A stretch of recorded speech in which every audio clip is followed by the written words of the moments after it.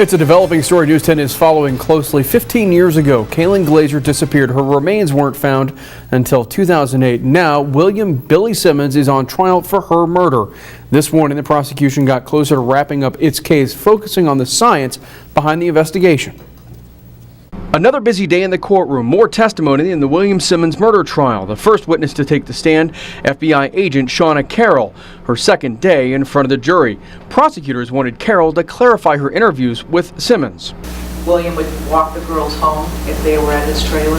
And with William's uncle, Don Cheadle. According to Carroll, Cheadle says his nephew was fascinated with knives. Then it was the defense attorney's turn. Next on the stand, Dr. Veronica Vance, an Oregon State Police forensic anthropologist. She examined Glazier's remains at the scene and helped with the recovery. We saw some evidence of animal scavenging. We also saw evidence of postmortem damage to the left side of the skull. The defense asked some interesting questions, specifically if it was possible that someone arranged Glazier's body where it was found. That seems virtually impossible to me. The way the positioning of her body was, we immediately upon seeing her, we see that her legs are out in a slightly flexed position. Her knees are a little bent.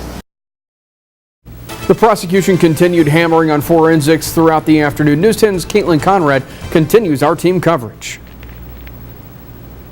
Rick, today the prosecution rested its case. The last two witnesses on the stand were both forensic anthropologists. The first was Dr. Jean McLaughlin. She looked at Glazier's remains in 2008 and identified what she believes to be 2, possibly 3 perimortem wounds. Perimortem means that the wound occurred at or before the time of death. Now, the first was a sharp force trauma wound to the back inside of Kaelin Glazier's rib. The second was a sharp force trauma wound that she found on one of the bones in the foot. McLaughlin also thinks that Glazier's hand may have been crushed before she died. Next to testify was Dr. William Simmons. He's known to be one of the best forensic anthropologists in the country. He looked at Glazier's remains in 2009. Sims said he also believed that Glazier sustained a sharp force trauma wound to the inside of her rib. He also found a wound on her skull that he couldn't say happened before or after she died.